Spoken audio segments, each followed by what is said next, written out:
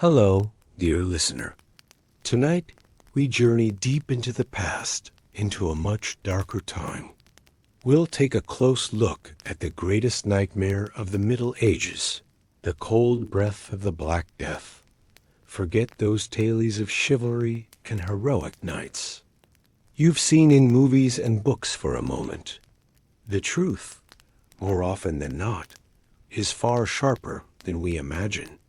And it's a harsh truth that if you had contracted this disease back then, surviving even a single day might have been a miracle. So, before we embark on this dark journey, if what you find here truly resonates with you, take a moment to hit that like button and subscribe to the channel. And in the comments, let me know where you're listening from and what time it is for you. It's always fascinating to see who's joining us from around the world. Now, dim the lights, and together, let's gently begin tonight's journey. When you open your eyes, the world as you knew it has vanished without a trace. The soft, familiar contours of your modern bedroom ceiling are gone, replaced by rough, sooty wooden beams that seem to press down on you with the crushing weight of centuries, ancient and laden with the dust of countless forgotten lives. There is no memory of drifting to sleep, no gentle, seamless transition from one state of consciousness to another. Instead, a jarring, disorienting shift, as if a thin, delicate veil of reality has been abruptly torn away, leaving you exposed to something raw and primal. Your mind, usually a bustling highway of thoughts, plans, and digital distractions, feels like a smoke-filled room hazy, disoriented, desperately struggling to grasp at any familiar anchor, any comforting touchstone from the life you vaguely remember. The very last thing you recall is the restless turn of your body in bed, seeking a fleeting respite from the relentless hum of the digital age, the low, insidious thrum of daily anxieties that clung stubbornly to your mind. But now everything is irrevocably different. Jarringly so that the surface beneath you is not the plush comfort of a modern mattress, but something coarse and unyielding, a crude straw pallet that scratches and pricks your skin with every slight movement. The constant, dry rustling of dried grasses fills the air around you, a low, unsettling whisper that seems to mock your confusion. The blanket draped over you is not the light, breathable fabric you're accustomed to, but a heavy, raw wool. Its unrefined fibers rough and irritating against your bare skin, feeling almost alive as they chafe, as if trying to engulf you. It smells of damp earth, stale sweat, and something else, something subtly metallic, like old, dried blood, a scent that twists your stomach with an unsettling familiarity, though you cannot place its origin. This pervasive, acrid aroma permeates the very fabric of the air, a constant, low-grade assault on your senses, hinting at something ancient, something decaying, and deeply unsettling. Your muscles ache, a deep, pervasive weariness that feels far beyond mere fatigue from a sleepless night. It's the kind of ache that speaks of long, arduous labor, of a body pushed relentlessly beyond its natural limits day after day. Your limbs feel heavy, unfamiliar, almost alien, as if this body is not entirely your own, but one you've somehow inherited or been thrust into. You push yourself to an elbow, the rough texture of the straw digging into your skin, leaving faint red marks. Your hands, you stare at them.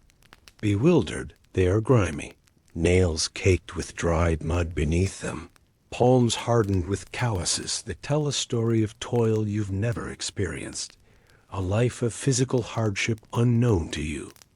Is this truly your hand? A surge of raw, cold panic courses through you, sharp and paralyzing. This can't be real. Is this some elaborate, vivid, waking nightmare, a hallucinatory descent into madness? But the sensations are too acute, too undeniable. The piercing cold, the incessant itch, the pervasive acrid smell, they all scream reality, a brutal and immediate one. There are no windows in this small, claustrophobic chamber. The walls are rough-hewn stone, patched crudely in places. The only illumination comes from a flickering torch, its flame spitting and dancing from its perch in an iron cage mounted to the wall. This sole light source casts long, grotesque shadows across the rough, uneven surfaces. The shadows writhe and stretch, bringing to life faded frescoes you hadn't noticed before, indistinct figures, their faces obscured by centuries of soot and neglect. A knight, sword poised as if perpetually on the verge of battle, looks menacingly down, his painted eyes seemingly following your every move. Beside him, the sorrowful figure of a saint, her eyes turned to an unseen heaven, her painted lips locked. In a silent prayer, they are silent sentinels, trapped within the very stone, witnesses to an age you only knew from dusty history books, now brought unnervingly to life. The cramped dimensions of the room press in on you, a stark, suffocating contrast to the expansive personal spaces and open skies of your former life. Pushing yourself up with a groan, you finally manage to stand, your bare feet meeting the cold, uneven earthen floor. The chill seeps into your very bones, a deep, pervasive cold that seems to anchor you further into this disorienting reality. You find a set of crude garments hanging on the wall, a simple, coarse tunic, rough trousers, and a heavy, worn cloak made of thick, raw leather. These are undeniably not your clothes. This is unequivocally not your life. It feels as if you've stumbled onto a meticulously crafted set for a historical drama, a forgotten play, yet the very air hums with an unnerving, brutal authenticity. That sends shivers down your spine. Then, a sudden, blinding jolt. A sharp clarity pierces the lingering haze in your mind, like a bolt of lightning through a stormy sky. Images, fragmented but terrifyingly vivid, flicker across your inner eye, coalescing into a horrifying tableau. Documentaries watched late. At night, whispering tales of ancient plagues. History books, their pages brittle with age, describing unimaginable suffering. The Middle Ages, a time of brutal simplicity, of unyielding, often superstitious faith, and pervasive, suffocating ignorance. Of relentless wars that carved endless scars across the land, crushing poverty that gnawed at the very soul, and widespread illiteracy that kept the masses shackled to darkness. And then, the name, a chilling whisper that seems to emanate from the deepest recesses of your own mind, yet is utterly foreign, the Black Death. The words echo, resonating with a terrifying familiarity you desperately wish you didn't possess. Your heart begins to pound, a frantic, desperate drum against your ribs, threatening to burst. The horrific, inescapable reality of your situation descends upon you, cold and absolute, stripping away any last vestiges of denial. You've somehow, inexplicably, found a fissure, a weakness in the very fabric of time, and fallen through, landing squarely and brutally in this most unforgiving of eras. This is no longer just a story. You are irrevocably, terrifyingly inside it. The vast, intricate knowledge of the modern world, the miraculous, almost magical power of the smartphone that once rested so casually in your pocket, all of it is now a distant, mocking memory. And unattainable dream, a mere fleeting whisper, utterly useless here, buried deep within your psyche. Here, in this brutal reality, to survive, you must rely solely on your raw, primal instincts and the merciless, unwritten rules of this bygone era. Every breath you take feels heavy, burdened by the immense weight of the realization that you are utterly, terrifyingly out of place, a ghost from the future. Fear, sharp and cold as a winter wind, permeates your very being, settling deep into your bones, coiling in your gut.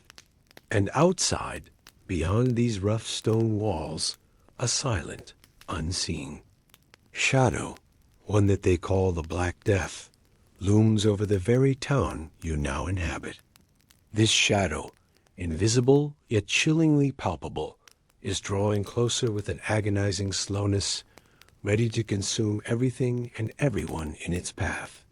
You, a stranger cast adrift in time, must now face the shadow, this ancient terror. This was just the beginning. The rest of this day, and every single one that follows, would be far more brutal than the initial shock of this terrifying awakening. You are a forgotten entity, a misplaced soul, lost in the unforgiving, suffocating depths of time. Each passing second feels heavier than the last, weighing on your soul, threatening to crush your very spirit. The chilling revelation from scene one hung heavy in the air, a suffocating blanket woven from fear and disbelief. You, a soul plucked from the comfort of the 21st century, now stood utterly adrift in the brutal, unyielding reality of the 14th. The initial, mind-numbing shock began to subside, slowly, reluctantly, giving way to a cold, analytical dread that gnawed at your insides. Your modern mind, accustomed to data, logic, and solutions, frantically searched for a framework, a familiar mental construct, a way to process this impossible, terrifying situation.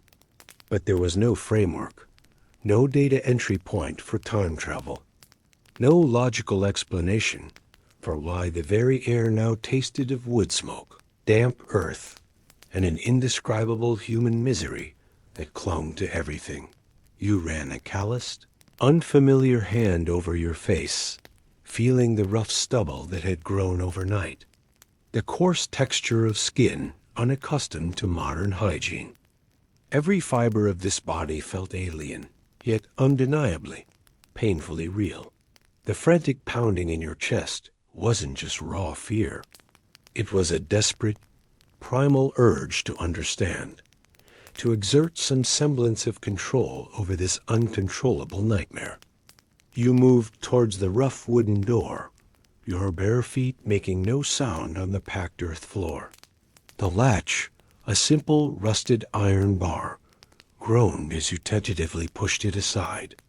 The faint squeal of metal on metal was startlingly loud, echoing in the oppressive silence of the room.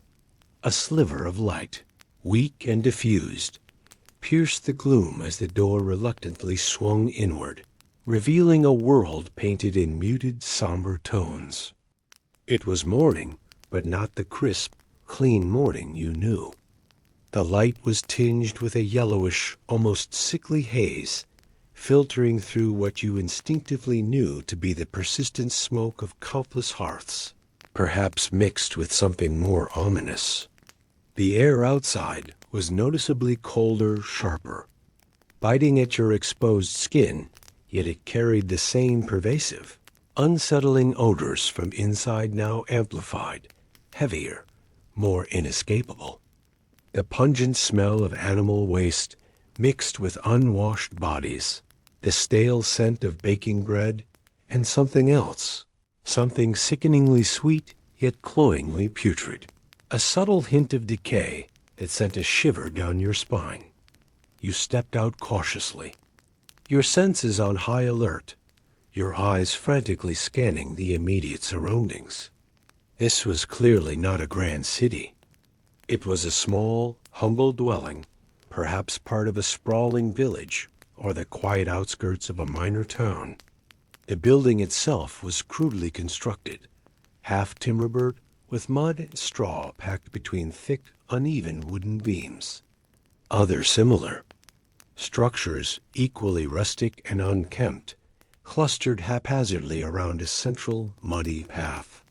There was no paved road, no towering electric poles, no distant drone of traffic, just the muted, almost reverent sounds of a waking, yet eerily subdued, medieval settlement. The silence was unnerving, broken only by sounds that seemed burdened with sorrow. A few figures moved in the distance, their movements slow and heavy.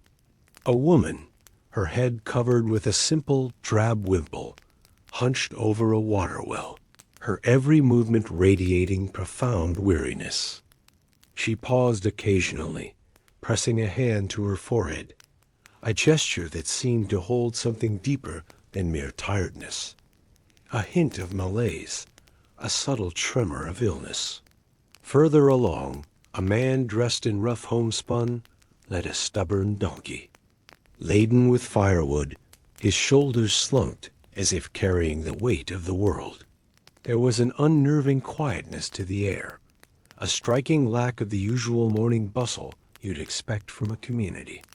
No children's laughter, no lively chatter, just the occasional ragged cough, a distant, mournful whimper, or the plaintive bleating of a goat. It felt like an entire village holding its breath, collectively waiting for an unseen hammer to fall. Your modern knowledge, a phantom limb you still instinctively tried to use, screamed warnings at you. Sanitation, hygiene, disease vectors. You scanned the ground, your gaze drawn to the shadowy corners and damp recesses. And there they were, dark, darting shadows in the periphery of your vision, scurrying along the base of the buildings, disappearing into cracks in the stone foundations. Rats, too many rats. Their numbers seemed unnaturally high, their movements too bold. And though you couldn't see them, you knew, with chilling certainty, that the fleas that lived on them were tiny, silent harbingers of doom, already at work. A cold, heavy dread began to solidify in your stomach, displacing the initial panic. This wasn't just a general Middle Ages experience. This was it, the very cusp of the Black Death. Your mind, despite its disorientation, frantically pieced together fragmented memories of historical data. Sicily, 1347. Messina. Genoese trading ships. The horrifying speed of the spread. The rapid progression of symptoms. It was all flooding back now, not as dry textbook knowledge, but as a visceral, chillingly imminent threat. You were living the history you once only read about. You noticed subtle, yet terrifying, changes in the few people you observed. The woman at the well occasionally paused, pressing a hand to her forehead, a gesture of weariness that seemed to hold something deeper, something sickly and ominous. The man with the donkey paused too, his cough sounding ragged and deep. Unlike a simple morning throat clearing, it was wet, rattling, hinting at something festering within.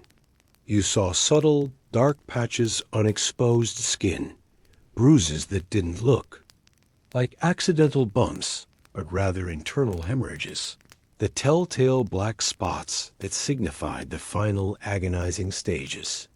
Hemorrhages, the dark spots, early irreversible signs. Your scientific mind, though trapped in this archaic doom setting, couldn't unknow what it knew. The knowledge was a curse, a burden you carried alone. You felt an overwhelming, desperate urge to shout, to warn them, to tell them about germ theory, about quarantine, about the simple, life-saving act of washing their hands. But the words would be meaningless, lost in a sea of ignorance, superstition, and fervent prayer.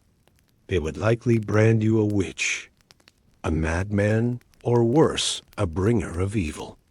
You were a ghost from the future, burdened with knowledge that was utterly useless in this era, a silent, helpless observer forced to witness a tragedy you intimately understood, but were tragically powerless to prevent.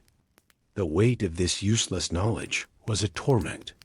The sun climbed higher, casting a weak, pale light that did little to warm the stagnant air or dispel the palpable gloom that hung over the settlement like a shroud. The village square, what little there was of it, remained largely empty, an expanse of mud and silence. Occasionally, a solitary figure, shrouded in a heavy, drab cloak, would move swiftly from one dwelling to another, their movements furtive, hesitant, as if fearing not only the disease itself, but also the suspicious, fearful eyes of others. Distrust was another insidious plague, spreading just as rapidly as the physical buboes, infecting hearts and minds. You felt an inexplicable, desperate urge to find clean water, to wash, to somehow cleanse yourself of the pervasive grime that seemed to cling not just to your skin and clothes, but to your very soul. The thought of the open well, shared by everyone, teeming with unseen contagions, sent a renewed shiver down your spine. Contamination? How could anyone have survived this? The odds were impossibly stacked against them, against you. This wasn't a question of intelligence or strength, of strategy or cunning, but of sheer, brutal, and indifferent luck in the face of an invisible killer dot. As the morning wore on, a new, more immediate, and personal fear began to creep in, chilling you to the bone. What was your specific role here? Were you a resident bound to this doomed place? A traveler, perhaps, hoping to pass through? Or a prisoner, trapped in an unseen cage? The crude, nameless clothes you wore offered no clues, no identifying marks. Your utter lack of a known identity, your inability to communicate in their language. Beyond perhaps a few basic, mispronounced words you might have absorbed from distant memories of movies or history books, made you terribly, terrifyingly vulnerable. You were an anomaly, a vulnerable spark of misplaced consciousness in a world rapidly descending into an abyss of darkness and death. The crushing weight of this realization pressed down on you, heavier than any physical burden you had ever known. The silent clock of fate, tied to this new, unwanted life, had begun its relentless ticking, and the ominous, unseen clock of the plague, too, was counting down the precious, fleeting moments until its full, horrifying arrival. The morning sun, though now higher in the sky, offered no comfort. Its pale, watery light felt alien, doing little to warm the pervasive chill that clung to the very stones of this ancient village, nor to the apprehension that settled deep within your bones. The air itself seemed heavy, pregnant with unspoken fears and the foul, almost palpable stench of a world unaccustomed to true sanitation, a world drowning in its own refuse. You stood there, rooted to the spot, a ghost from a future that held no meaning here, burdened by knowledge that was a torment rather than a shield. Your modern mind, accustomed to immediate data, quick solutions, and the comforting illusion of control, reeled, feeling utterly impotent. Every primal instinct screamed for a way out, a return to the sanity, the cleanliness, the predictable chaos of your own time. But there was no shimmering portal, no glowing temporal rift, only the oppressive, unyielding reality of mud, crude wood, and the chilling, mournful sounds of a world in quiet despair. You surveyed the few figures you could see, their movements, slow and listless, draped in the coarse, drab clothing of the era. They walked with a shuffling gait, their gazes fixed on the ground, avoiding eye contact. It was as if a collective, unspoken grief had settled upon them, a prelude to the horrors, yet to fully unfold. You saw a child, no older than 7 or 8, sitting by a broken cart, its face pale, eyes hollow, coughing a dry, hacking cough that seemed too deep for such a small body. A shiver, colder than any chill in the air, ran down your spine. This was real. This was a child, not an actor, and its suffering was palpable. Your heart ached with a profound, helpless pity. The silence, broken only by those unsettling sounds, was punctuated now by something new, the distant, rhythmic tolling of a church bell, not the joyful peal of celebration, but the slow, mournful chime of a funeral. Once, twice, then silence. Then, after a short pause, it began again. Each toll was a hammer blow against the fragile walls of hope, marking the inevitable march of the unseen enemy. Your modern brain, quick to calculate statistics, knew this was abnormal. A single death could be common, but a continuous, unrelenting tolling of the bell spoke volumes, echoing the grim reports you'd read about the plague's first terrifying waves. It was a macabre symphony, played for the dying.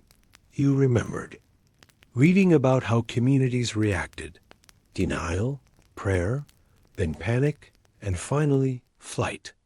Panic was a luxury you couldn't afford, not yet, not when clarity was your only weapon.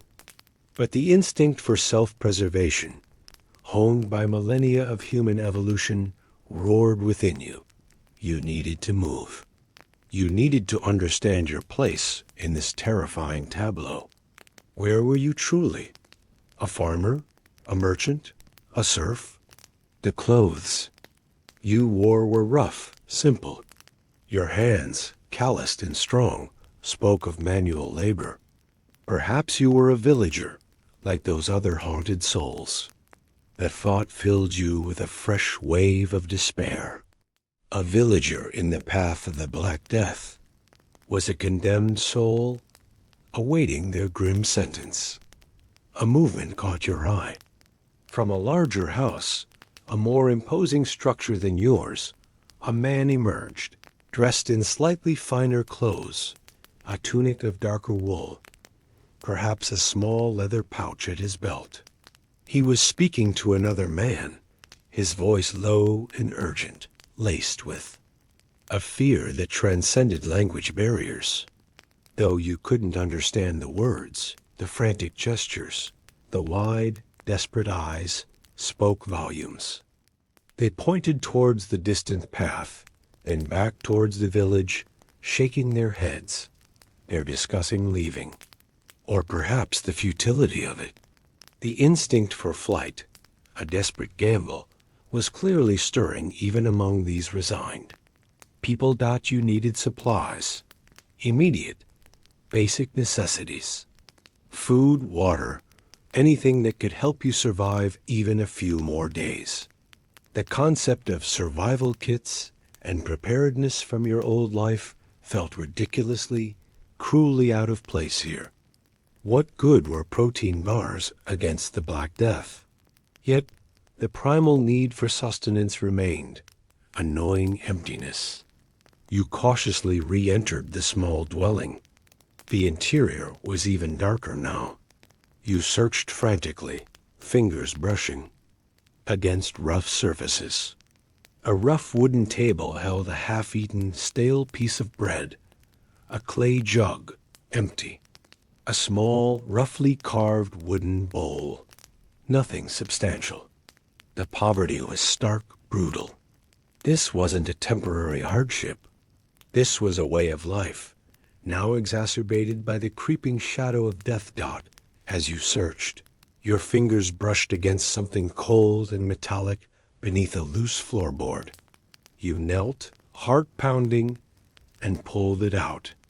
A small, tarnished silver cross, surprisingly heavy, and a few copper coins, worn smooth by countless hands.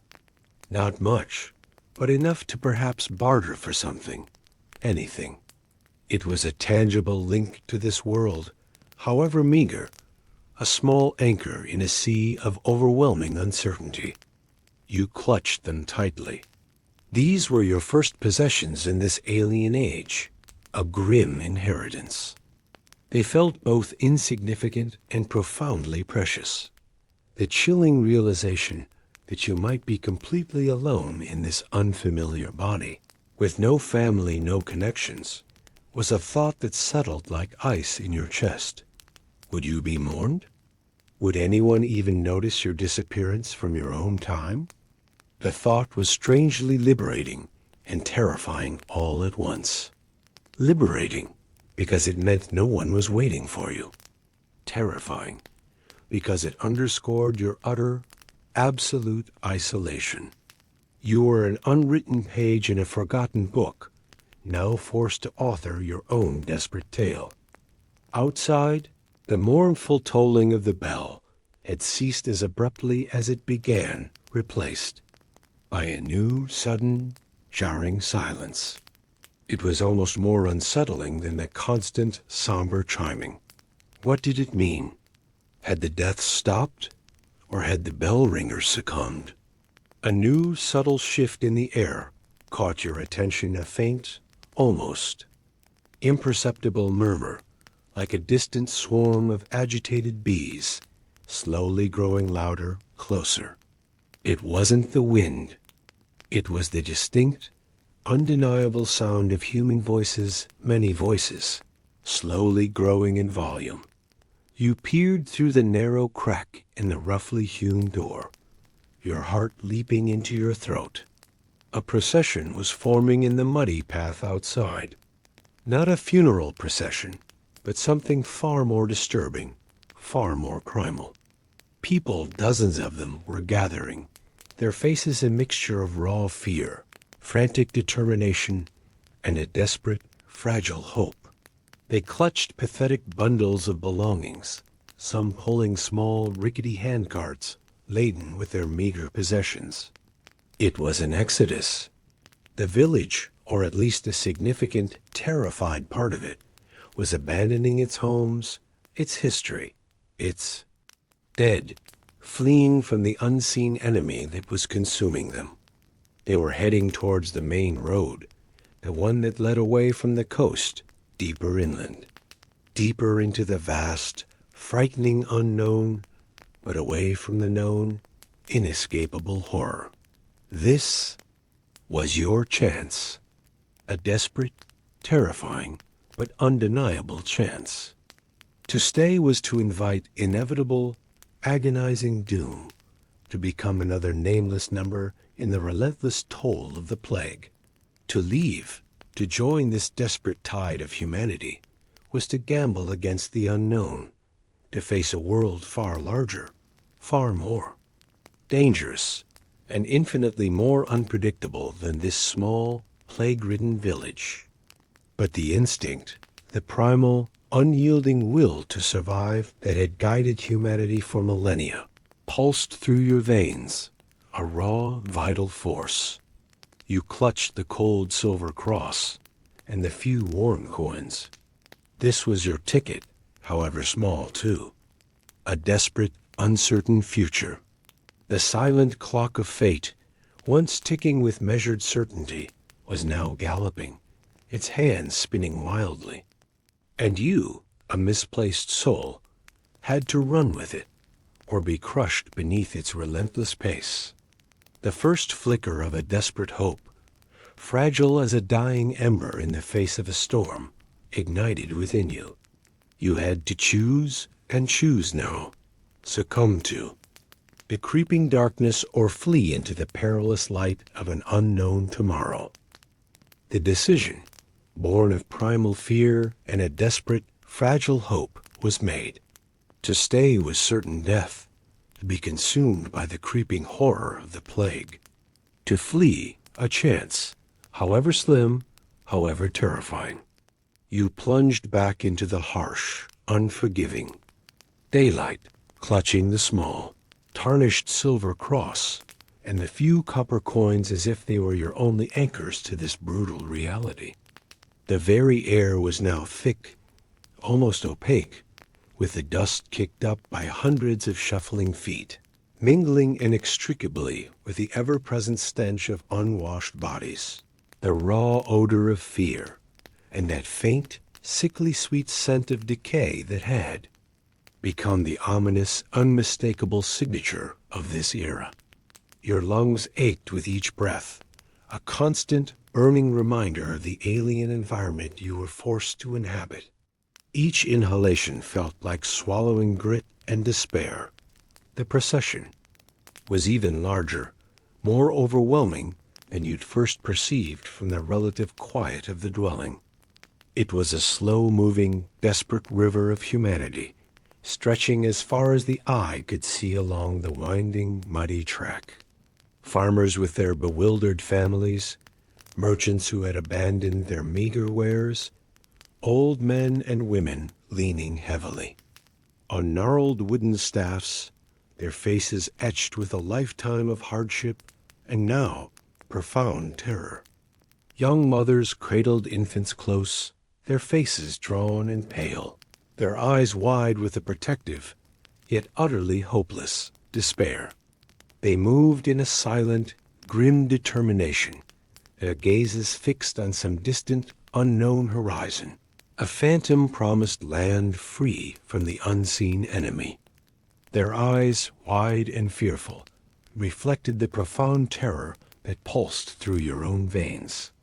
The sounds were a low, continuous hum, the rhythmic creak of overloaded handcarts groaning under their burdens, a mournful bleating of a few tethered goats, the endless shuffling of countless bare feet and worn boots on the muddy path, and the occasional, heartbreaking sob of a child, quickly muffled by a weary, resigned parent. It was a macabre symphony of despair, played on the fragile strings of human suffering, each note a testament to unimaginable loss.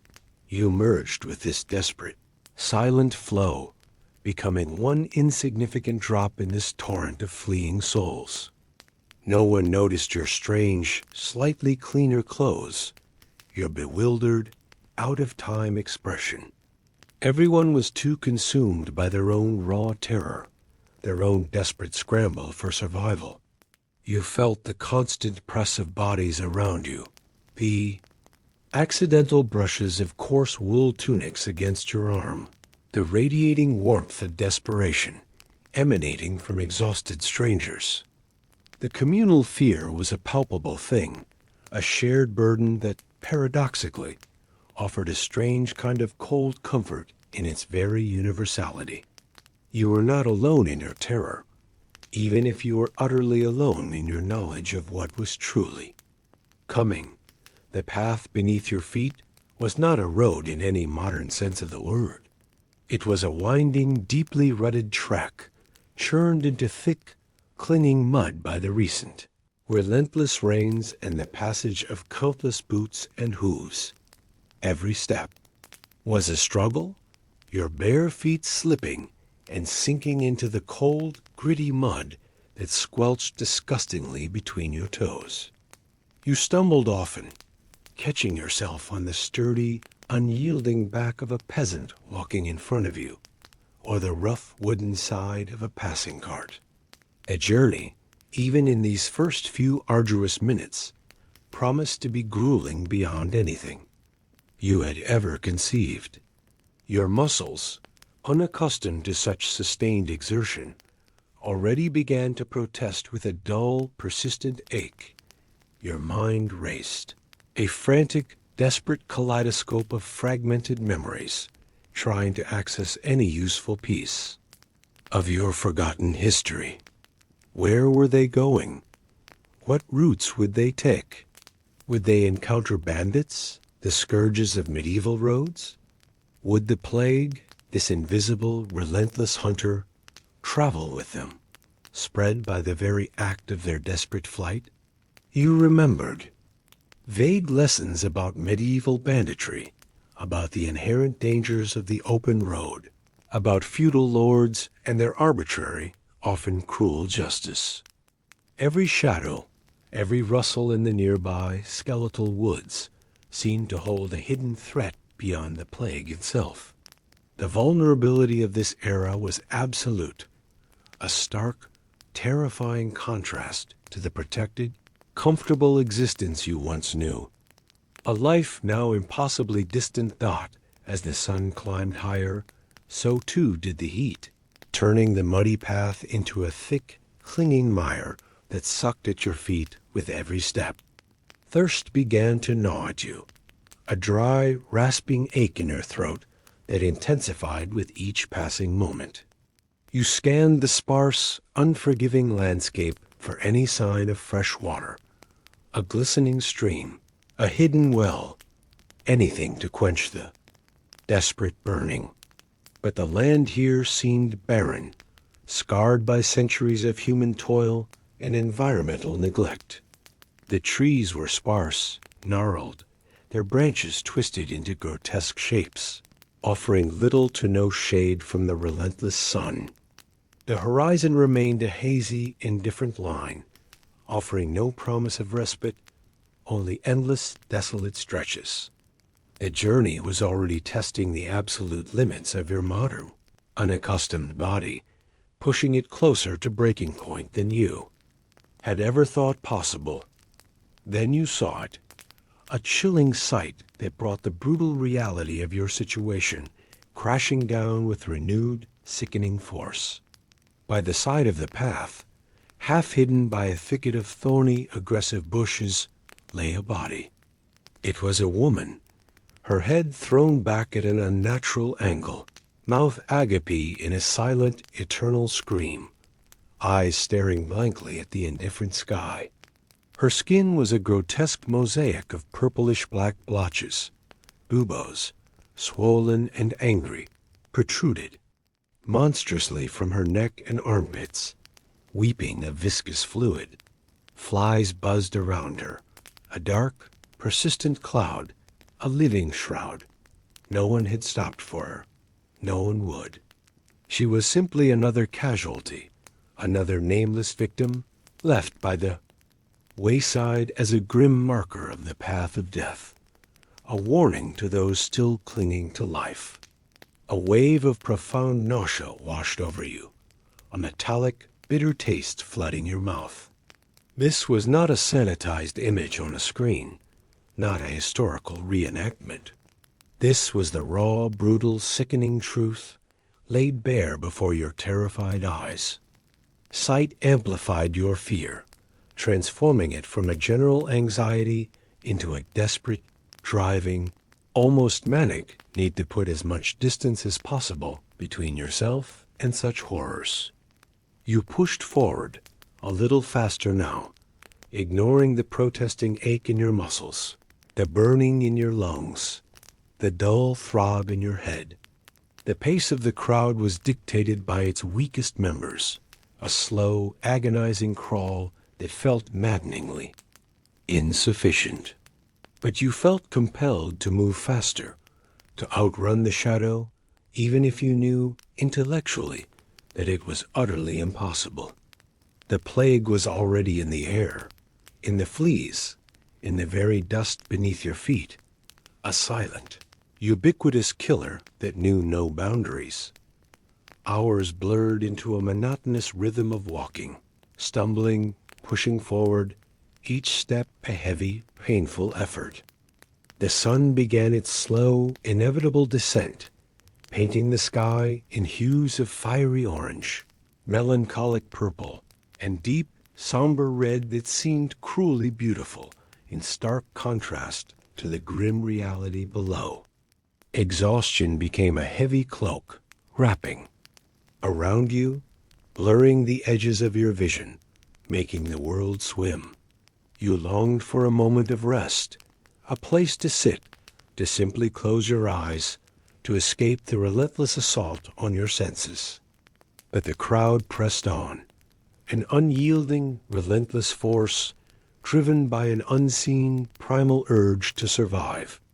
Stopping meant being left behind. Being left behind meant certain, agonizing death dot as dusk approached. The air grew colder, biting at your skin, and a new kind of dread settled in the fear of the approaching night. Where would you sleep? How would you find shelter? The thought of spending the night exposed on the open road, vulnerable to both the unforgiving elements and unseen. Human dangers was terrifying, a raw, primal fear.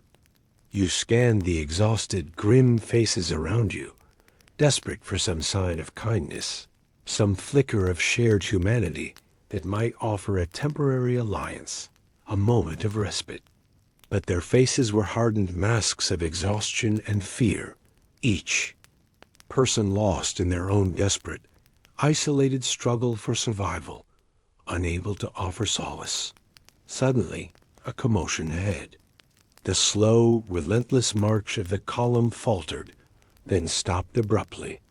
Whispers, sharp and frantic, rippled back through the crowd, carrying fear like an infection, faster than any plague. Brigands, though the word itself was not understood. Directly in this alien tone, its meaning was conveyed by the raised, terrified voices, the sudden, palpable tension that gripped the crowd, the frantic, terrified glances exchanged between strangers.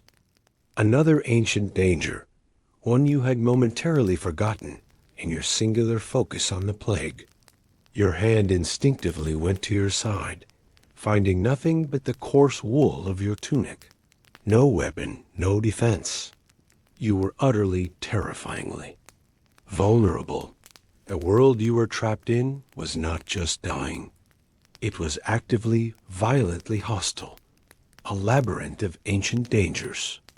The long, perilous night was just beginning, and you were alone, thrust into its terrifying embrace. The sudden commotion ahead, the frantic whispers, the abrupt halt of the desperate human current brigands. The word itself, though alien to your ears, resonated with a primal fear you instinctively understood. This was a threat as ancient, and deadly as the plague, yet terrifyingly tangible. Your hand instinctively flew to your side, a futile gesture, finding nothing but the coarse wool of your tunic, where a weapon might once have rested. No knife, no club, no means of defense. In this brutal, unforgiving world, you are utterly, terrifyingly vulnerable, a naked spark of modern consciousness thrust into a primeval darkness. The realization solidified. The world you were trapped in was not just dying. It was actively, violently hostile, a labyrinth of ancient dangers you were utterly unprepared for. The long, perilous night, a medieval night devoid of artificial light, was just beginning, and you were alone, thrust into its terrifying, unpredictable embrace.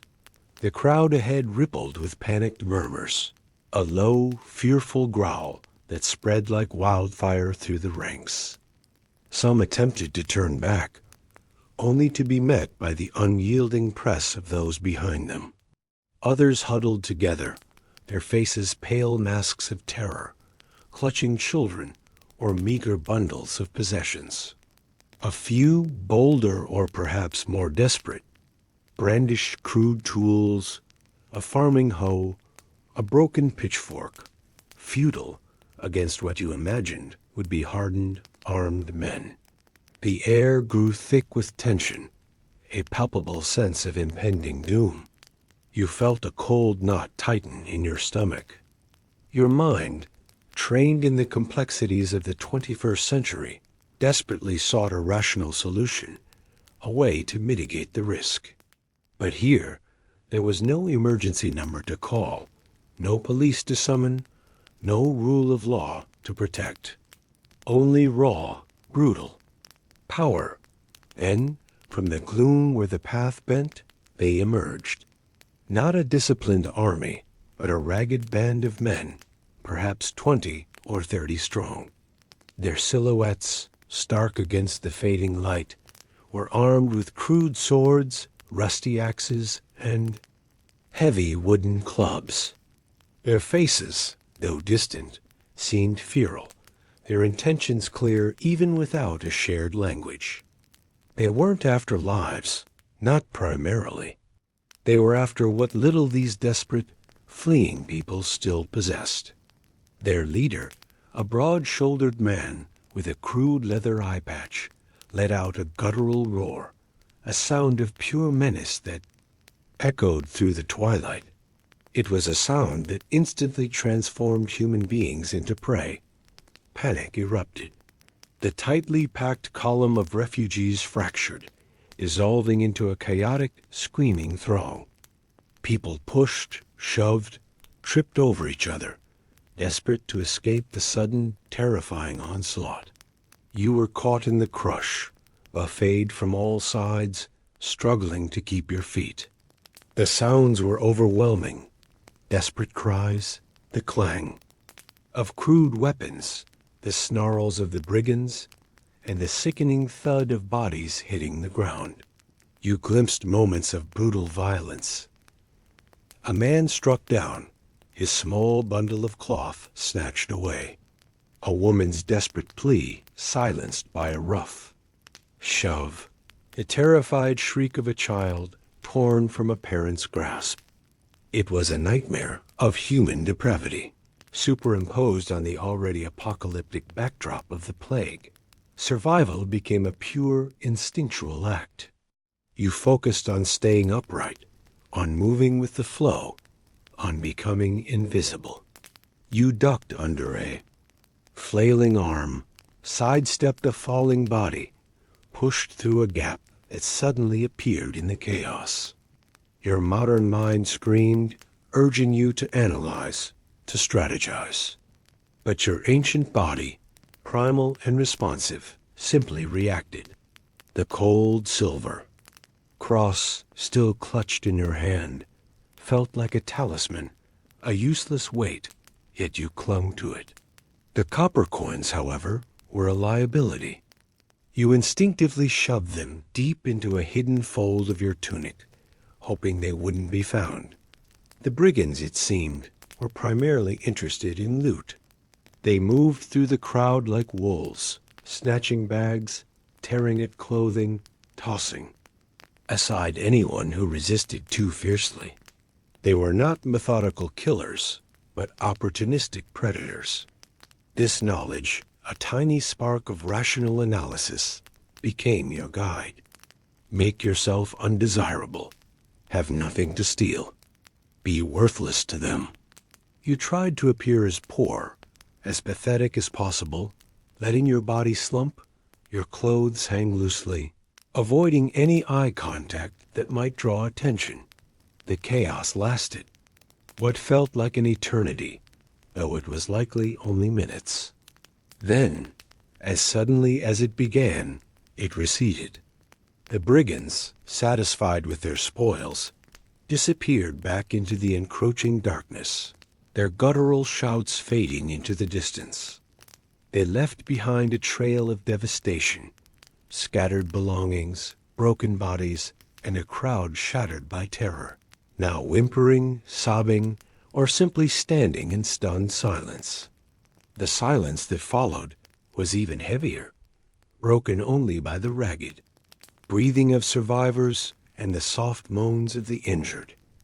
You stood amidst the wreckage, trembling, your heart still pounding. You were alive. You were uninjured. But the experience had fundamentally changed something within you. The abstract threat of the plague now had a tangible human face. Violence, cruelty, the absolute breakdown of order. Your sense of vulnerability deepened. The world was not just indifferent. It was actively, violently hostile. This medieval nightmare was proving to be far more multifaceted than you had ever imagined. As the last sliver of twilight vanished, a bone-chilling cold settled in. The wind, which had been merely a subtle whisper, now howled through the sparse trees, carrying the damp scent of approaching night. You needed shelter, desperately. The idea of camping in the open, even among the traumatized remnants of the crowd, filled you with an intense dread. Diseases, opportunistic predators, and now, the lingering threat of the brigands returning. The night was a crucible of dangers. You began to move again, your legs stiff and aching, searching for any sign of refuge. Many in the crowd had simply collapsed where they stood, too exhausted or traumatized to move further. Others, however, driven by the same desperate instinct, fanned out, searching for makeshift shelters. You followed a small group heading towards a copse of gnarled trees, their twisted branches offering scant protection. Under the skeletal canopy of the trees, a few small fires had been kindled, sputtering weakly against the encroaching darkness. The smoke, acrid and biting, offered a small measure of warmth and the illusion of safety. You approached one hesitantly and found a space near its dying embers. The faces illuminated by the meager flames were haggard, despairing, but also, strangely, resolute. They were survivors. Like you sat, pulling the coarse wool cloak tighter around you, feeling the cold seep into your bones. Sleep seemed an impossible luxury, yet your body craved it desperately. Your mind replayed the brutal images of the brigand attack, overlaid with the haunting visions of the plague's victims. The sheer weight of this new reality was almost unbearable. You were not just a person from the future. You were a survivor, now stripped of all modern comforts, forced to rely on instincts honed by millennia of human struggle. And as the distant howls of what sounded like wolves echoed through the dark, medieval night, you knew this grim journey had only just begun. The darkness had truly descended. The crude fire, flickering weakly against the immense darkness of the medieval night, offered little warmth and even less comfort. Its acrid smoke stung your eyes, a constant reminder of your primitive surroundings. You sat huddled, pulling the coarse wool cloak tighter around your shivering form, feeling the cold seep into your very bones, a profound chill that was as much from fear as from the biting night air.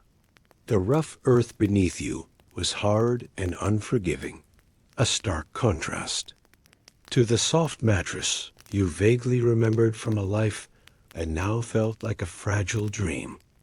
Sleep seemed an impossible luxury, a forgotten concept in this brutal reality, yet your body craved it desperately, a profound ache in every muscle. Your mind, despite its exhaustion, was a frantic kaleidoscope of terror. It replayed the brutal images of the brigand attack, the desperate screams, the sickening thud of bodies, the feral snarls of the attackers. These vivid, visceral memories overlaid with the haunting visions of the plague's victims. The woman by the road, her buboes, swollen and weeping, the pale, coughing child in the village. The sheer weight of this new reality, this constant, multifaceted threat, was almost unbearable. You were not just a person from the future anymore. You were a survivor, stripped of all modern comforts, forced to rely on instincts honed by millennia of human struggle, instincts you barely knew you possessed. Around you, the other refugees, equally exhausted and traumatized, lay huddled in their own misery, their ragged breathing the occasional soft moan from an injured soul, and the low, guttural snores of a few deeply exhausted men formed the unsettling soundtrack of the night. Their faces, illuminated fleetingly by the dying embers, were masks of despair and stoicism. You observed them, a silent study in shared suffering, wondering what brought them comfort, what ancient beliefs they clung to in the face of such overwhelming odds. You, with your modern knowledge, knew the science of their doom, a burden that isolated you even further. The stillness of the night was vast, unbroken by the distant hum of city lights or the comforting drone of technology. Instead, it was filled with the unsettling symphony of the wild, the rustle of unseen creatures in the nearby bushes, the distinct hoot of an owl, predatory and watchful, and then the distant, mournful howls of what sounded unmistakably like wolves, echoing through the dark, skeletal trees. Each howl sent a fresh wave of fear through you, a primal response to a danger you hadn't faced in centuries. Your ancestors would have known this fear intimately, the constant threat from the natural world. You were a stranger in their ancient forest, now experiencing their ancient fears. Hunger, a gnawing, persistent emptiness, began to assert itself. You hadn't eaten properly since you couldn't even remember. The stale bread you found earlier was long gone, a distant memory. Your stomach clenched, protesting the deprivation. Thirst, too, was a constant companion, a dry, raspy ache in your throat. Every sensation was amplified in this stripped-down existence. The body you inhabited, a stranger's body, was demanding basic sustenance, pushing you to the limits of endurance. The hours dragged by with excruciating slowness. You shifted, uncomfortably, trying to find a position that offered some semblance of relief from the cold and the hard ground. Your gaze occasionally drifted upwards to the sky. It was a vast, inky black canvas, studded with more stars than you had ever seen in your light-polluted modern world. The Milky Way stretched across the heavens, a brilliant, shimmering band of cosmic dust. It was breathtakingly beautiful, yet terrifying in its indifference. A stark reminder of your insignificance, a tiny speck of life caught in a cosmic dance of time and tragedy.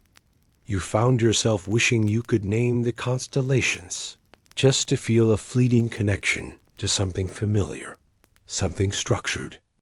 But even that basic knowledge felt distant, obscured by the immediate, overwhelming reality.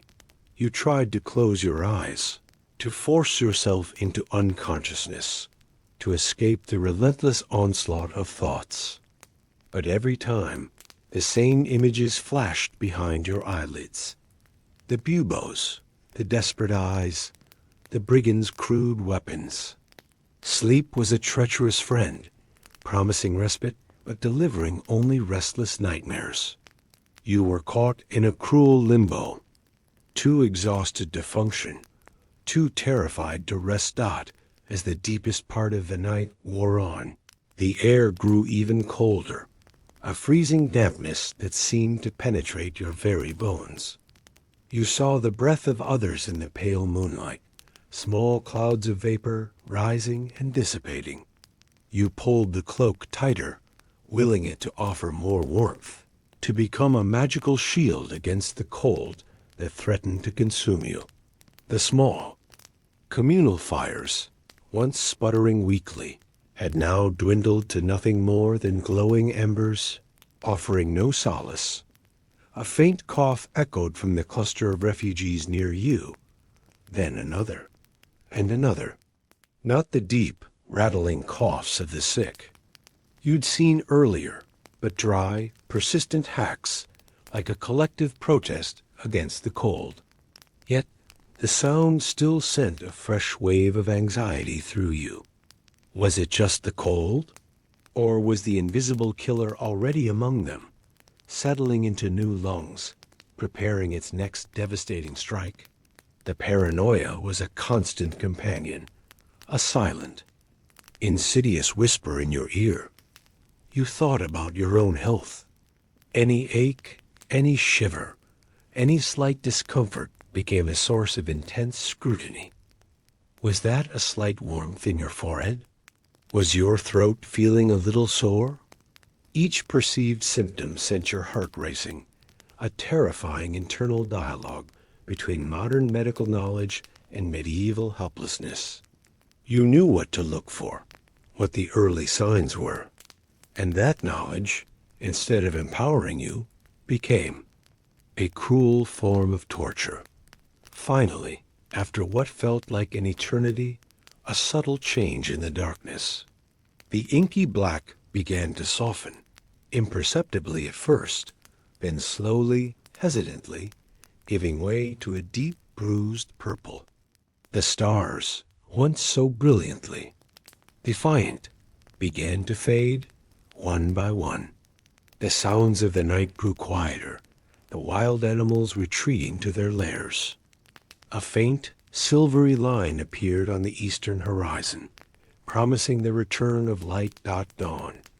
A new day, but not a day of hope. A day of continued struggle, of uncertainty, of the relentless march towards an unknown fate. You slowly pushed yourself up, your muscles stiff and protesting, every joint aching.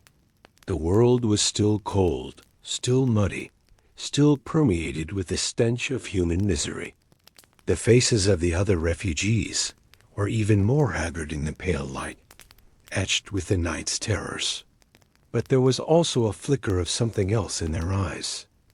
A grim, shared determination to face another day, to push forward, to survive. Like you, the sun slowly crept above the horizon, painting the sky with the barest hint of gold. And as its weak rays touched your face, you knew this grim journey, this desperate flight, was far from over. The new dawn, arriving with a reluctant, pale light, brought little relief. It simply illuminated the persistent misery that had been cloaked by the merciful darkness. You pushed yourself up from the hard, unforgiving earth, every muscle stiff, and protesting, every joint aching with the cold that had permeated your very bones throughout the long, harrowing night. The air was still biting, carrying the damp chill of pre-morning and the ever-present, sickening odor of human despair, mingled with that subtle, cloying scent of decay that hinted at unseen horrors. The fire, which had offered a fleeting illusion of warmth and safety, was now nothing more than a pile of cold, white ash, a stark reminder of the fragile nature of comfort in this brutal age. Around you, the other refugees, their faces even more haggard and drawn in the unforgiving light, stirred with a similar reluctance. Their eyes, sunken and red-rimmed from sleeplessness and terror, held a grim, shared determination, a silent, unspoken pact to face another day, no matter how bleak. There were no morning greetings, no cheerful banter, only the ragged sounds of bodies struggling to move, the low coughs, and the occasional whimper of a restless child. The communal silence was heavy, a shared weight of suffering that pressed down on all. Some rose quickly, driven by an urgency you couldn't yet fathom. Others, however, moved with a profound slowness, their bodies seemingly unwilling to obey the desperate will to survive, already succumbing to an unseen burden. Hunger, a constant, gnawing void, churned in your stomach. Thirst, a dry rasp in your throat, felt even more acute in the cold morning air. You glanced around, desperate for any sign of food or water. A few individuals were gnawing on hard, dark pieces of bread, saved from their meager bundles. There, movements slow and deliberate, savoring every crumb. You had nothing. The few copper coins in your tunic felt useless, mere trifles in a world where survival depended on more basic, tangible assets. The irony wasn't lost on you. In your former life, money could buy anything. Here, it could barely buy you a moment's reprieve from hunger. As the column began to slowly reassemble, their movements still hesitant and scattered, you found yourself. The immediate environment with heightened sensitivity. The path ahead was still the same muddy, rutted track stretching into a hazy, uncertain distance. The sparse trees, their branches bare and gnarled against the pale sky, offered no promise of shelter or sustenance. The landscape seemed to mirror the despair of the people, barren, weary, utterly devoid of life's simple comforts. You noticed the remnants of the brigands' attack from the previous night, scattered personal belongings, overturned carts, the dark stains on the mud where blood had seeped into the earth. No bodies remained, however. They had either been taken by the brigands, or perhaps by the night's unseen scavengers, or perhaps, mercifully, buried in haste by those who could spare a moment for their dead as you continued your grueling march. The true scale of the exodus became horrifyingly clear. More people joined the column from side paths leading from other villages, swelling the ranks. Some looked healthy, if terrified, but many carried the telltale signs. You saw them now more clearly in the daylight, the sunken eyes, the pallor of their skin, the slow, dragging gait, and the dark, angry swellings peeking from beneath their ragged clothing. Buboes, they were everywhere, on necks, in armpits, in groins. Some were small, mere bumps. Others were monstrous, the size of eggs or even apples, disfiguring the afflicted, oozing a foul-smelling pus. The air became even heavier, laden with the metallic scent of sickness and the sweet decay of infected flesh. Your stomach lurched. You instinctively tried to keep your distance from anyone showing symptoms, a futile modern reflex. In this packed, desperate mass of humanity, true isolation was impossible. Every breath you took felt like a gamble. Every accidental brush against a stranger's cloak sent a jolt of terror through you. You felt like a living petri dish, moving through an ocean of contagion, just waiting for the inevitable. The paranoia was a cold, constant companion, whispering, terrifying possibilities in your ear. The path grew increasingly difficult. The terrain became rockier, then gave way to dense, thorny thickets that scratched at your exposed skin. The sun beat down relentlessly, making the air shimmer with oppressive heat, further exacerbating the thirst that now consumed you. Your bare feet, once tender, were now a mass of blisters and cuts, each step a fresh agony. You stumbled more often, the exhaustion and lack of sustenance wearing you down. You saw others fall, too. Some simply collapsed, unable to rise, left behind by the relentless current of the fleeing crowd. Others stumbled and crawled, desperate to keep up, only to eventually succumb. No one stopped. Stopping was death. Compassion was a luxury no one could afford. You began to notice another grim reality of this medieval flight. The dead. Not just those left by the brigands, but new ones. More children, small and still, wrapped in shrouds of coarse cloth, laid gently by the side of the road.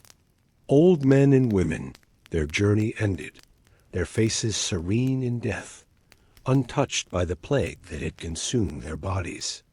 and sometimes, horrifyingly, individuals whose faces were contorted in agony, their bodies, covered in the telltale black blotches, left where they fell. The road was becoming a graveyard, a continuous line of silent markers, pointing towards the ultimate destination of all life in this era. The sheer volume of death, its casual acceptance, was profoundly shocking to your modern sensibilities. As the day wore on, the despair deepened. Conversations were minimal, whispered words of fear or grim determination. The sounds of crying children became more frequent, more desperate. The adults, however, remained largely silent, their eyes filled with a profound, almost primal grief that transcended tears. You tried to focus on small things, on the rhythmic crunch of dirt underfoot, on the slight breeze that occasionally rustled the gnarled branches, anything to distract your mind from the overwhelming horror. But the images persisted, the swollen buboes, the desperate eyes, the vacant stares of the dead. Your internal monologue, a constant companion, shifted from logical problem-solving to raw, existential questioning. Why me? Why here? What is the purpose of this suffering?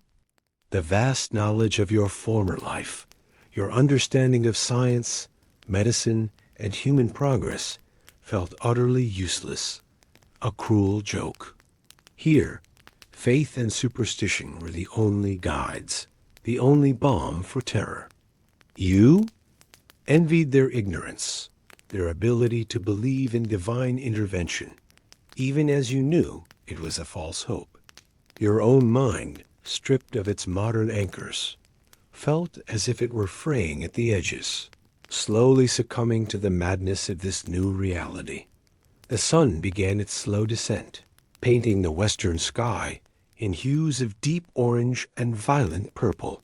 It was a beautiful yet terrifying spectacle, a final, fiery kiss goodnight to a world teetering on the brink of apocalypse. The temperature began to drop, and the familiar ache of cold started to creep back into your bones. Another night. Another terrifying, uncertain night on the open road, surrounded by death and despair.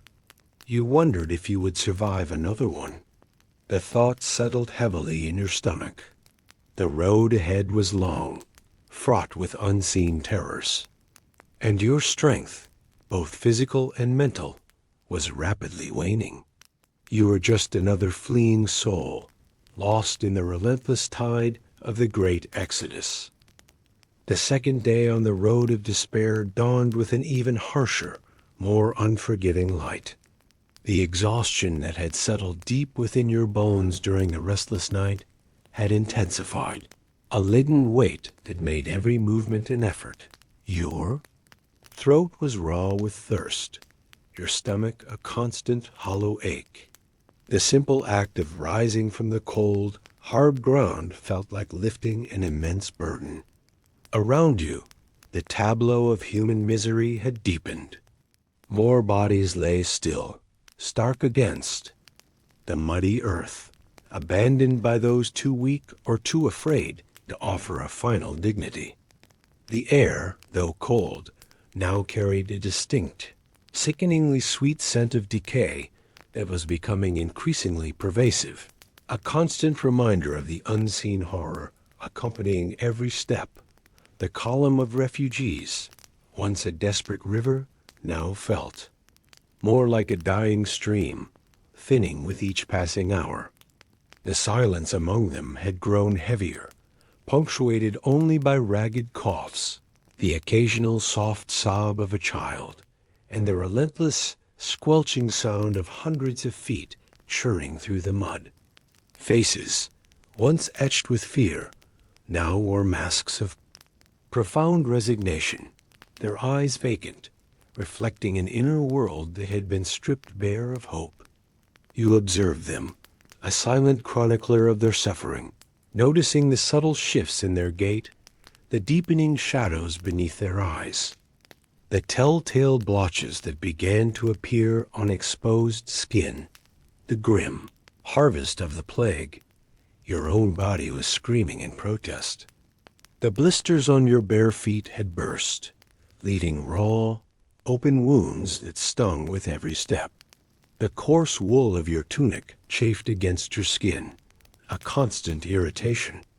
Hunger and thirst were relentless, focusing your entire being on the primal need for sustenance. You desperately scanned the barren landscape, looking for any sign of a stream, a berry bush, anything. But the land offered nothing, only gnarled trees, parched earth, and the endless winding track that led to a death. Unknown fate. The utter hopelessness of the situation began to settle in, a heavy fog permeating your mind. Your modern knowledge, once a source of strength, now felt like a cruel curse. You knew too much. You knew about germ theory, about antibiotics, about sanitation. You knew that this entire population was a living sacrifice to ignorance and an unseen foe. You understood the futility of their flight, the impossibility of escape from a disease that was already everywhere. This burden of knowledge, useless in this primitive reality, was a lonely, agonizing weight that isolated you even further from the shared, simpler despair of those around you. But suddenly, a whisper rippled through the exhausted crowd, a faint murmur. That, for the first time in hours, seemed to carry something other than fear. A village. Ahead, through the thinning trees, a small cluster of thatched roofs appeared, a smudge of gray against the bleak horizon. Hope, fragile and almost forgotten, flickered to life within you. A chance for water, for food, for a moment of shelter from the relentless march, but also a chance for danger. Would the village welcome them or repel them? Had the plague already reached it? As the column approached, a palpable tension gripped the refugees. A few figures stood at the edge of the village, watching their approach. They were not armed, but their posture was wary, their faces grim. As the first of the refugees drew near, a man, older than the rest, stepped forward. He raised a hand, a gesture that seemed both welcoming and cautious. "Enter, travelers." His voice, though gruff, carried a surprising note of weariness. "But know this, the sickness is here. We have done what we can, but God's will ... His voice trailed off, his gaze sweeping over the gaunt faces of the approaching. Crowd relief, sharp and sudden, coursed through you. They were allowed entry. It wasn't a haven, not a place of safety from the plague, but it was shelter and perhaps sustenance. The refugees flowed into the village, a slow, hesitant trickle. It was small, poorer, even than the one you had fled, but there were signs of life. A communal well, its wooden bucket worn smooth by countless hands. A few scrawny chickens scratching. In the dirt, the smell of wood smoke from a few active hearths. You made your way towards the well, driven by an overwhelming thirst. The water, though murky, was blissfully cool against your parched throat. You drank deeply, then splashed some onto your face, feeling the grime of the road begin to loosen. It was a small, fleeting moment of comfort in a sea of discomfort. But as you drank, you noticed the dark, angry swellings on the neck of the woman drawing water beside you. Your heart sank. The plague was indeed here, but the village offered no true respite. Its inhabitants moved with the same weariness and fear as the refugees. Many houses stood dark, their doors ominously closed. The air was thick with the same pervasive scent of illness. Yet There was a strange, grim hospitality. The villagers, though afraid, shared what little they had. A few hard pieces of bread, a handful of dried beans, a small cup of thin ale. It was enough to quiet the immediate gnawing of hunger, but far from sufficient to truly nourish. You found a spot near a communal fire in the center of the village, huddling with a few other silent refugees. The warmth was a blessing, a temporary reprieve from the cold that seemed to cling to your very soul. As darkness fell again, the atmosphere in the village became even more somber. The villagers, it seemed, had already resigned themselves to their fate. There was no panicked flight here, only a quiet, weary waiting dot. As the night deepened, the inevitable began. From a nearby house, a piercing cry of agony, then silence, followed by the slow, mournful tolling of a single small bell. 1, 2, 3, it continued, relentless, each chime a stark reminder of the fragile thread of life in this age. The sound echoed through the quiet village, a grim lullaby for the dying. You pulled your cloak tighter, burying your face against the rough. Wool trying to block out the sounds, the smells. The horrifying reality that your mind drifted to the vast chasm between your two lives. The advanced medical science, the endless information at your fingertips, the sterile environments, the belief in progress, in control. All of it was a meaningless whisper against the overwhelming, indifferent brutality of the Middle Ages. Here, death was not an anomaly, a failure of medicine. It was a constant, pervasive presence, an inevitable part of life. And the Black Death was not just a disease. It was an apocalyptic force, a divine judgment, a cosmic reckoning. You, with your modern mind, were a witness to an unfolding horror. Show, stripped of the ability to help, forced to endure. The hours crawled by. The cries from nearby houses continued, sporadic but agonizing. The tolling of the bell became a constant backdrop to your fractured sleep. You drifted in and out of consciousness, haunted by nightmares of swollen black flesh and desperate, pleading eyes. The cold seeped into your bones, even near the fire, a reminder that warmth was fleeting, and true comfort a distant memory. The fear was a living entity within you, a cold, coiling serpent that never truly slept. Finally, a faint lightening on the eastern horizon. Another dawn, another day of survival. But this dawn felt different. There was no illusion of escape here, no frantic march away from the horror. This was a temporary halt, a brief, fragile respite in the very heart of the storm. You had witnessed the true face of the plague in this village, its relentless, indiscriminate nature. The road ahead was still long, but now the choice of where to go seemed less clear. Every path seemed to lead to the same grim destination.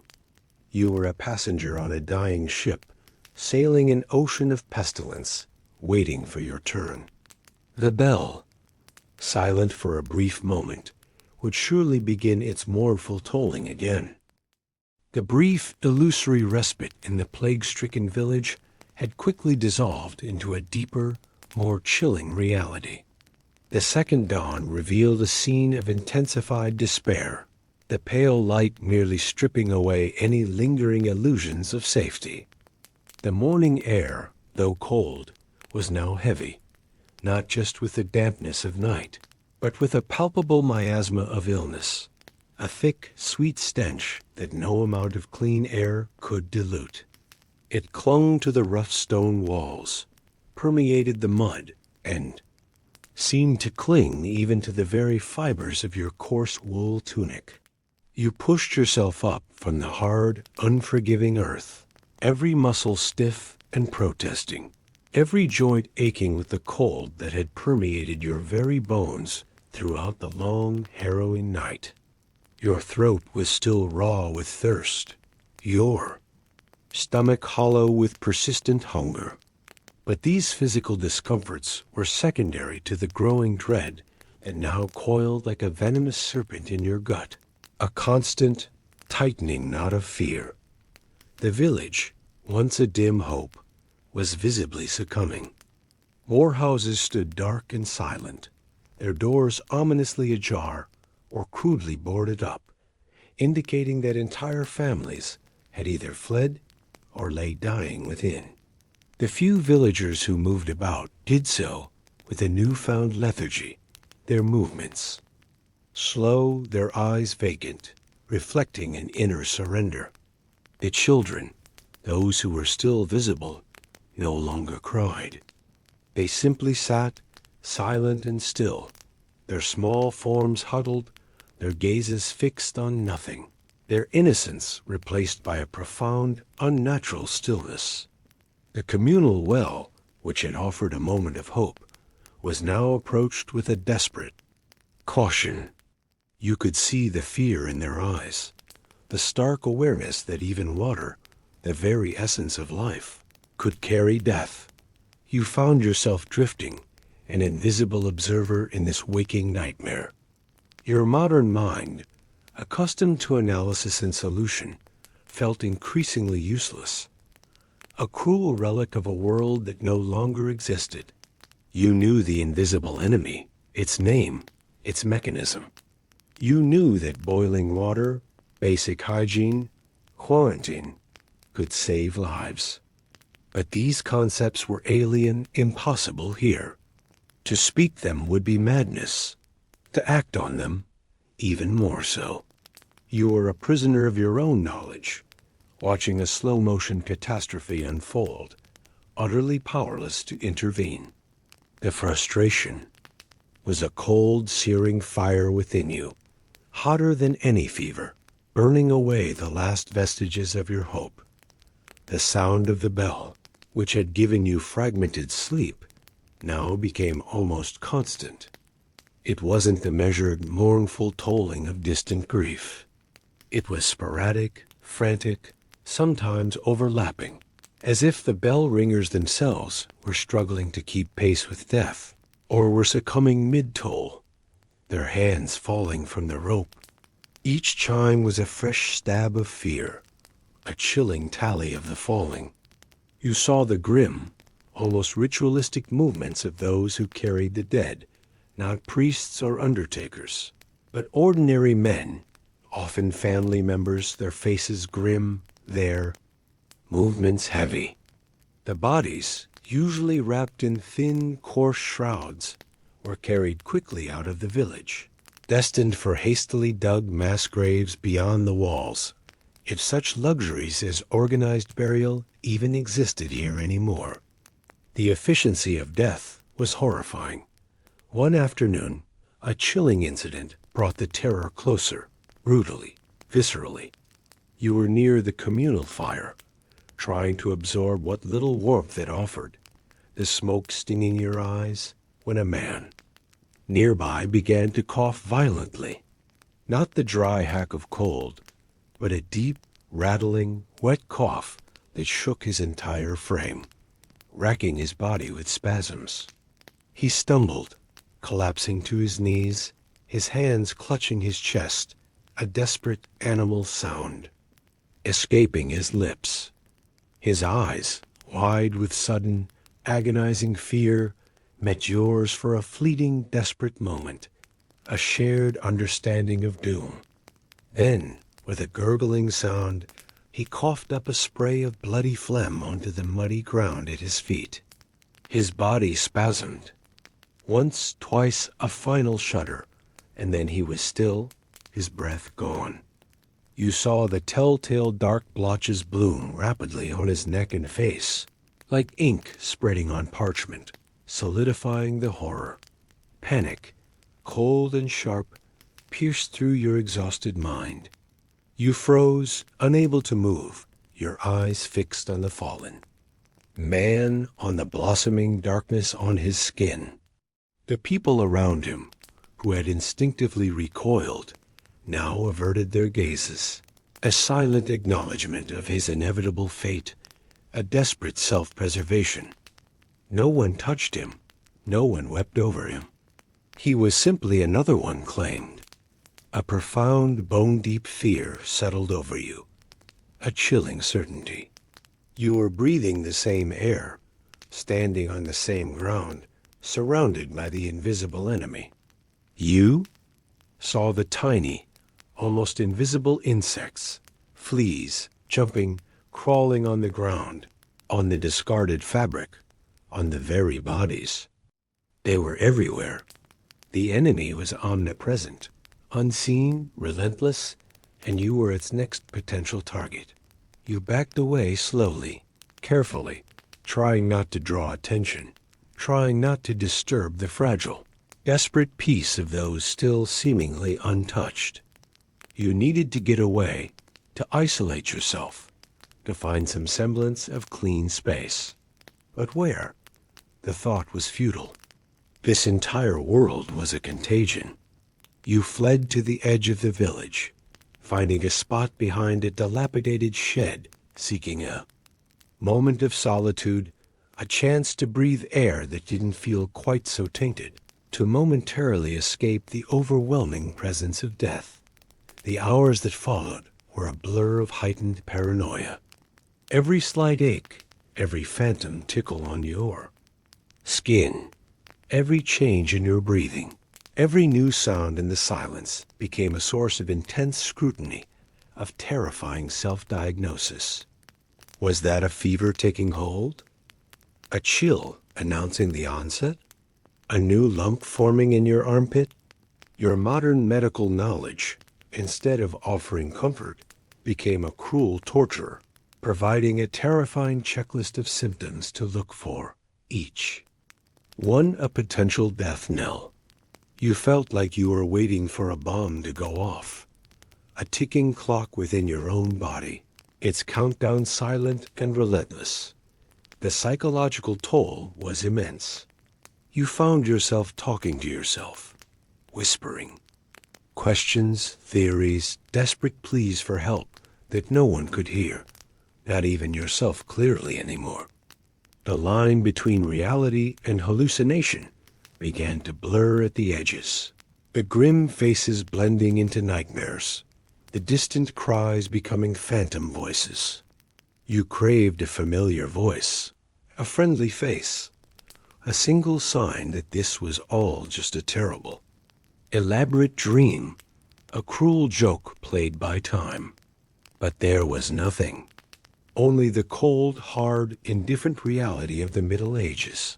You closed your eyes, picturing your old life, the bright lights, the clean water, the abundance of food, the warmth of your bed, the sheer, unimaginable luxury of being able to simply exist without constant, visceral fear. It felt like a betrayal to remember, yet you clung to these memories as a dying man clings to breath, as a drowning man grasps at a straw dot as the sun began its descent again, casting long, distorted shadows across the desolate village. The light seemed to take on a reddish hue, like blood seeping into the earth. The sky itself seemed to weep, mirroring the silent tears of the doomed below. The temperature dropped sharply, bringing with it a biting wind that carried the whispers of the dying and the foul stench of unburied corpses. The sounds of human suffering intensified as the cover of darkness descended, becoming clearer, more horrifying. You could hear the rasping breaths, the low moans, the occasional desperate cries for mercy or God, the final, agonizing gasps. Air grew heavy with the scent of sickness, a palpable blanket of despair, suffocating all hope. You huddled deeper into your cloak, shivering uncontrollably, not just from the bitter cold, but from the profound, soul-deep terror that permeated every fiber of your being. Sleep, if it came at all, would be a fragile, terrifying escape, haunted by the images of the day. You were no longer thinking of escape from this time, but simply survival until the next dawn, a desperate, animalistic drive. The village, your supposed temporary refuge, had become a prison, a crucible of death. There was no escape here, no path out that didn't lead through more suffering, more death. The journey, it seemed, had come to a grim standstill, surrounded by a wall of unseen enemies. You were just waiting now, waiting for the final act in this horrifying play, your role yet to be revealed.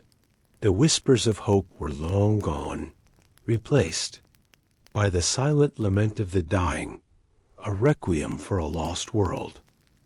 The night in the silent village stretched on, an eternity woven from cold, fear, and the pervasive scent of death. Every rasping breath from a neighboring hut, every distant cough, every mournful chime of the sporadic village bell felt like a hammer blow against the fragile walls of your sanity. You huddled deeper into your coarse cloak, trying to disappear into the rough wool, to become invisible to the cold, to the illness, to the inescapable reality that surrounded you. Sleep remained, a cruel, elusive promise, broken by vivid, terrifying flashes of plague-ridden faces and the raw, guttural sounds of human suffering. Your exhaustion was absolute, a profound weariness that settled not just in your muscles, but in the very core of your being. As the pre-dawn hours bled from inky black to a bruised purple, a new sensation began to stir within you. It was subtle. At first, a faint chill that was distinct from the biting cold of the night. Then, a peculiar deep ache began to bloom in your groin, a throbbing pressure that felt strangely foreign to the general soreness of your exhausted body. You shifted, trying to alleviate it, but the discomfort intensified, growing from a dull ache to a sharp, persistent throb. Your mind, in its heightened state of paranoia, instantly recognized it. Fear, cold and immediate, surged through you, a sickening realization that turned your blood to ice. You dared not reach down, dared not confirm the terrifying truth that your modern mind already screamed. But you knew. The knowledge, once a curse, now became a horrifying confirmation of your impending doom. A bubo, the word echoed in the silent chambers of your mind, a death knell. It had found you. The invisible enemy, relentless and patient, had finally claimed its prize. All the desperate flight, all the painful days on the road, all the harrowing nights had led to this inevitable moment. You were not immune. You were not special. You were simply another victim, caught in the relentless tide of history. A wave of nausea washed over you, more intense than any hunger or thirst. Your head began to pound, a dull, insistent throb that quickly escalated into a blinding pain. A sudden, profound chill seized your body, making your teeth chatter uncontrollably. You tried to suppress it, to maintain a semblance of control, but your body betrayed you, shaking violently. Then, the chill abruptly gave way to a burning heat, a fever that radiated through every limb, every vein, setting your skin ablaze. Sweat, cold and clammy, beaded on your forehead, trickling down your temples. The world around you began to blur. The dim figures of the sleeping refugees swirling into indistinct shapes. Your senses, once sharp with survival, began to dull, distorted by the encroaching fever. The smells of the village, the damp earth, the wood smoke, the ubiquitous scent of illness became a confusing, swirling miasma. The sounds, The distant coughs, the occasional moan, the persistent tolling of the unseen bell warped into a cacophony, then faded, replaced by a strange, buzzing drone in your ears. Your thoughts, once frantic and clear, dissolved into fragmented images, disjointed memories from a life that now seemed impossibly distant. Your own world, your comfortable, clean, advanced world, flashed before your eyes like a dying ember. The crisp lines of digital screens, the rush of traffic, the familiar voices of loved ones, the simple luxury of a hot shower, the taste of clean, pure water. Each memory was a searing pang of loss, a reminder of the life that was now irrevocably gone. You gasped, a dry, rattling sound that felt alien in your own throat. Your lungs, which had burned with exertion on the road, now felt heavy, congested, struggling for air. The pain in your groin intensified, a localized inferno that consumed your awareness. You knew what was happening. You knew the horrifying progression of symptoms, the swift, brutal descent into delirium and death. Your scientific mind, even in its final fading moments, was trapped in this grotesque observation, forced to watch its own demise, powerless, yet intellectually aware. The irony was a bitter taste in your mouth. A strange, unsettling detachment began to set in. The panic receded, replaced by a profound weariness, a longing for an end to the suffering. The physical pain was still there, but it felt distant, as if happening to someone else. You felt a sensation of drifting, of floating, as if your consciousness were slowly detaching from the burning shell of your body. The cold earth beneath you, the rough cloak, the foul air, all of it began to recede, fading into a hazy, indistinct background. The sounds of the village, the cries, the bell, became muffled, as if heard from a great distance. Through a thick, comforting fog-dot visions began to flicker before your eyes. Not memories, but strange, ethereal lights. Soft, shimmering glows of colors you hadn't seen in this grim medieval world. Vibrant blues, gentle greens, warm yellows. They swirled and merged, dancing in the encroaching darkness of your vision, forming patterns that defied logic, yet felt profoundly peaceful. The feeling of the cold, hard ground beneath you lessened, replaced by a sensation of lightness, of suspension. You were no longer lying on the rough earth, but floating, weightless, unbound by the physical constraints of this dying age.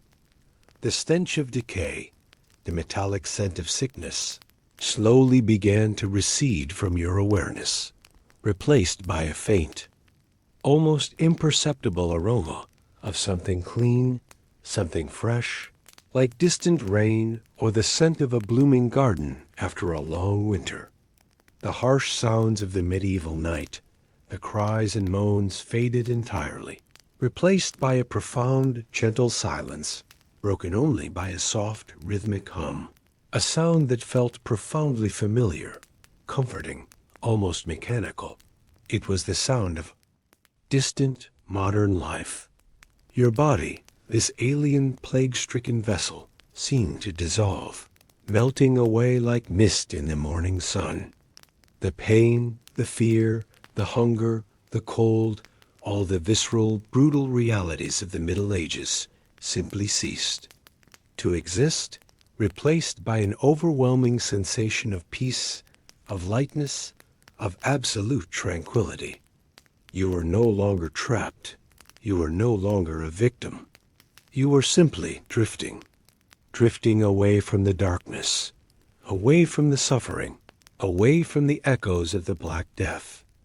A warmth began to spread through you, not the burning fever, but a gentle, pervasive heat, like being wrapped in a soft, familiar blanket. The light grew brighter, not the harsh, pale light of the medieval dawn, but a gentle, diffused glow that pulled you upward, softly, inexorably, towards a profound, reassuring stillness. The journey was over. The ordeal was done. Take a deep breath. Breathe out all the cold, the fear, the hunger, and the weariness with this breath. Now, slowly open your eyes, or keep them closed if you prefer. Feel the tension in your body, then slowly release it. The heavy smells of the Middle Ages, those muddy roads, those mournful bell sounds are now behind you. You've returned from a world ravaged by plague to the safety and tranquility of your room. That arduous journey was just a story, a whisper from the past, an echo from the depths of time. All the emotions you felt, all the experiences you lived, have now transformed into memories. You are safe. You are in warmth and silence that feel the comfort of your modern world, the clean water at your fingertips, the full feeling in your stomach, the familiar sounds around you. Let your breath calm, your heartbeat slow. You have passed through the direst of experiences, but now you are completely safe and protected. You made a brief visit to a time when life was so fragile, but now you've returned. Breathe with confidence, peace, and gratitude. Leave this entire experience behind you like a dream. Let your body grow heavy, your mind quiet. Allow peace and serenity to envelop you. You are ready to rest. Everything is all right. Good night. May you have a deep and peaceful sleep.